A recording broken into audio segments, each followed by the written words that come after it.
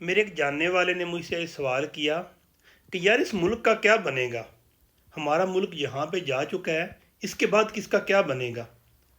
मैंने उससे एक ही बात बताई है कि शुगर का इलाज है। उसने कहा नहीं। लेकिन इलाज के लिए कोशिश जारी है।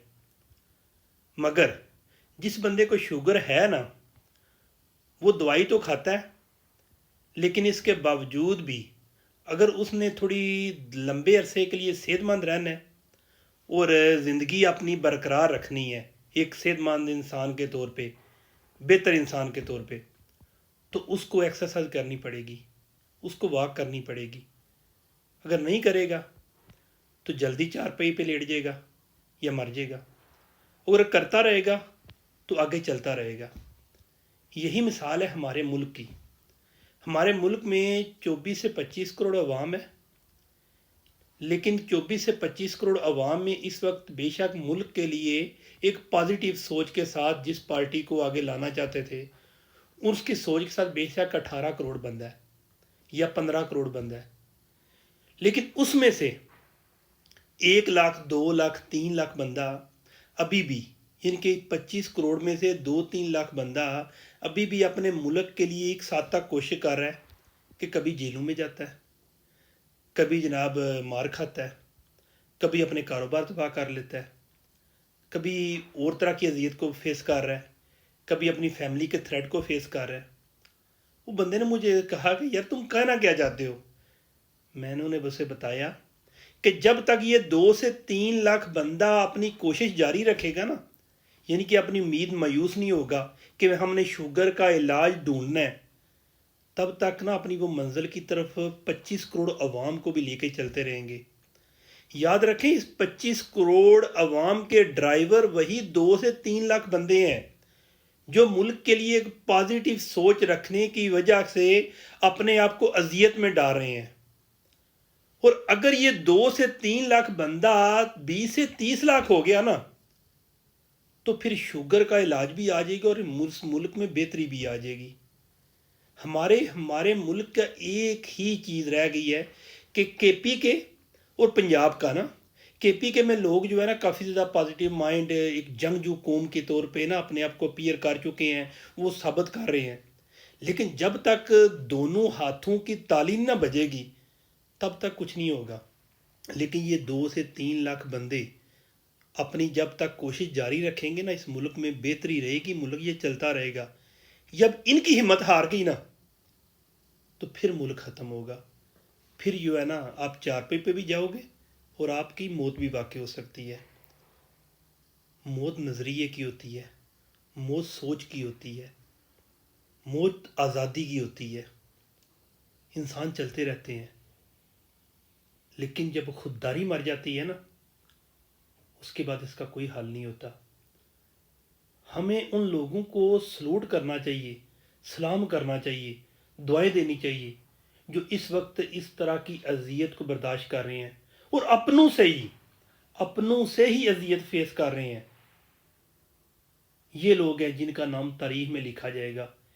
चलो तारीख में मुल्की सतह पर, दुनिया सतह पर शायद ना लिखा जाए, वो इमरान खान का लिखा जाए या किसी और बंदे का लिखा जाए, लेकिन इलाकाई सतह पे इन लोगों का नाम याद रखा जाएगा।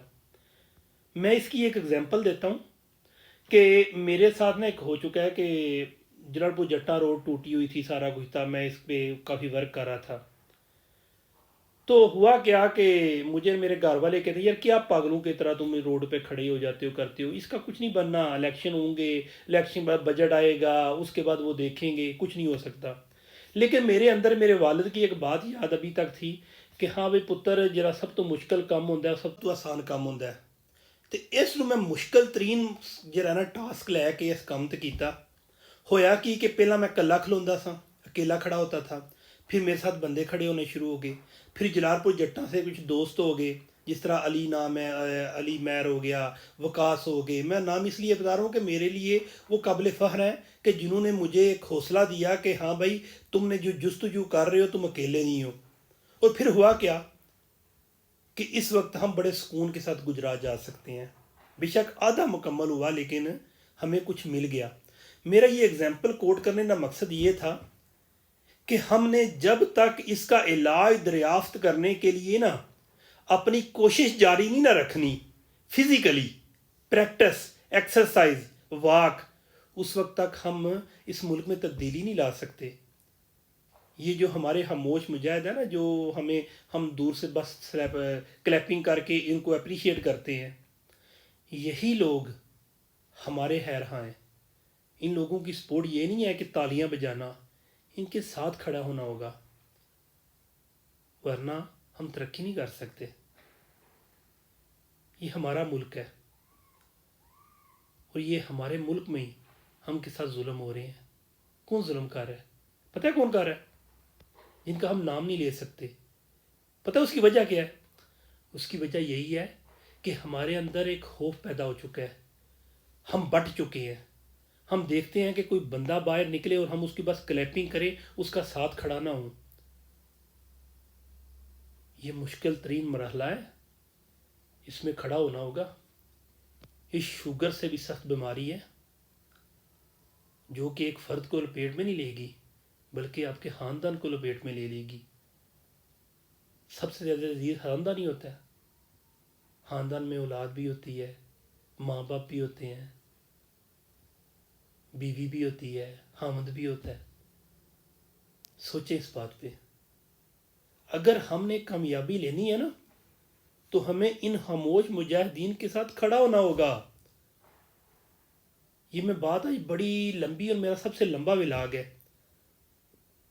لیکن تکلیف ہوتی ہے جب کسی اپنے کو تکلیف میں دیکھتے ہیں۔ وہ عمران خان کیا ہے؟ بڑے سکون سے آزادی سے باہر بھی جا سکتا ہے اپنے بچوں کے ساتھ۔ اور یار میں بھی صاحب اولاد ہوں، مجھے بھی پتہ ہے اولاد کی کیا تکلیف ہوتی ہے۔ اولاد انسان کو کمزور کر دیتی ہے، لیکن رشک آتا ہے اس بندے پہ کہ جس نے اس قوم کے لیے اپنی اولاد کو بھی سے بھی ہٹ گیا ہے، اپنی اولاد سے بھی کبھی کبھی ملتا تھا۔ کیوں؟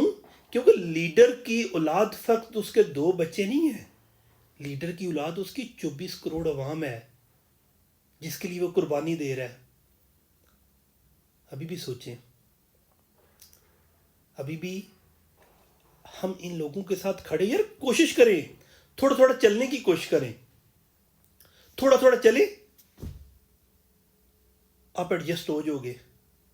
اور جب یہ 2-3 لاکھ سے 20-30 لاکھ پہ چلے گئے نا، پھر دنیا کی کوئی طاقت آپ کو آزادی سے نہیں روک سکتی، آپ کو شوگر کا حل نکالنے میں رکاوٹ نہیں بن سکتی۔ ایک قوم بنو، ایک قوم بنو، ایک قوم بنو۔